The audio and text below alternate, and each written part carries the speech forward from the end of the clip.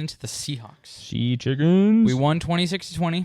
Didn't look great, but we pulled it out. Didn't look great as an understatement. They It- looked terrible in the not first half. fantastic. The first half, they looked awful. They gave up 2 safeties, didn't they? Something like that. It was 2 safeties, I believe, within like a couple seconds. Geno did not look good, and he had He was 171 fine. yards. He was with a 18 touchdown for interception. 25, but he was Not nothing. Not good. No. Kenneth Walker's literally the reason the teams won that game. K9, baby.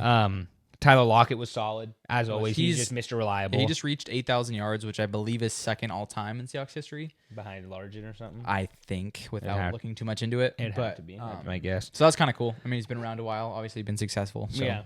He's just Mr. Reliable for the Seahawks. That's really what he's been.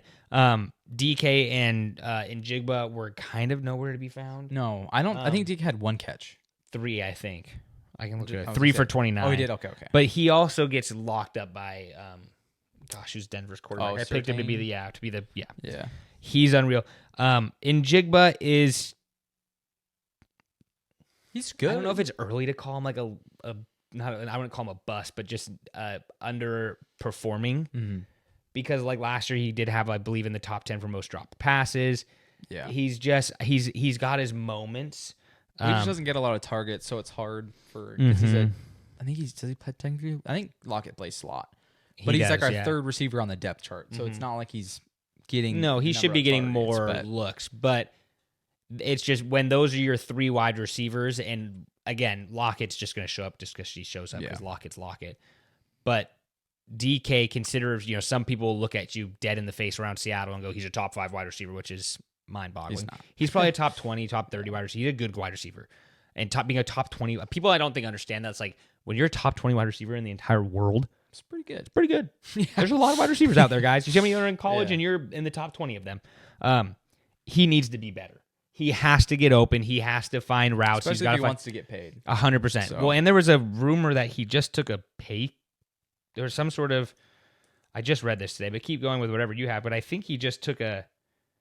Yeah, where they restructured his contract. Oh, interesting. I don't know how it got restructured, but I was going to say Tuesday it was revealed that what they converted $11.875 million. Oh, to a Oh my signing bonus, goodness. Of DK Metcalf's salary for this season into a bonus. Yeah. That means the Opens gets more the cap. money. Yeah. So now they have an additional 9.5 open right now, increasing the available cap to 13.24. Yeah, it just means they could pick somebody up. So I was going to That's say, all I it knew really something does. happened with it, but I didn't know Yeah. exactly what. But yeah, I mean, on the defensive end, they looked fine. Love and Julian Love had 12 tackles and an and interception. Dodson, Tyler, the new Oh, kid, Tyrell Dodson. Yeah.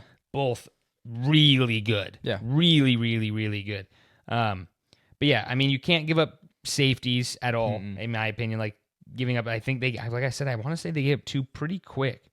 There's one, yeah. So like 12 seconds. I mean, you just gave up 2 safeties within one play like they were one play and a safety.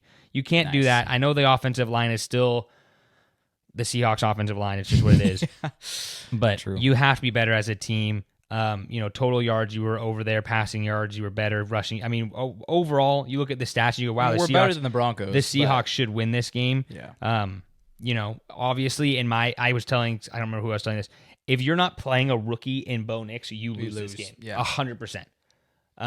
But he made some bad decisions. Yeah, and that's a rookie. Yeah. He's going to be good.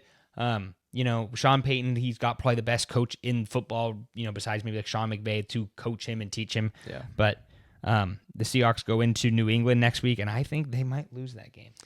It'll be interesting. It'll be interesting to see what New So, England looks like, because New England obviously, like, They're still just not they're not good, but they also just came off of a massive win to where I think that they have a lot of confidence going into next they week. could just be flying and ready to go. Yeah. And they're at home for the first time this season. Seahawks have to go, of course, cross the country. Never fun. No, and then a delay in the time and everything. I don't know what time the game's at. It's at 1 p.m. Eastern.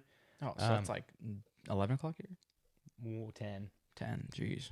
So that's an early morning for them to play. So it's a rough spot for them to be in. But anyway.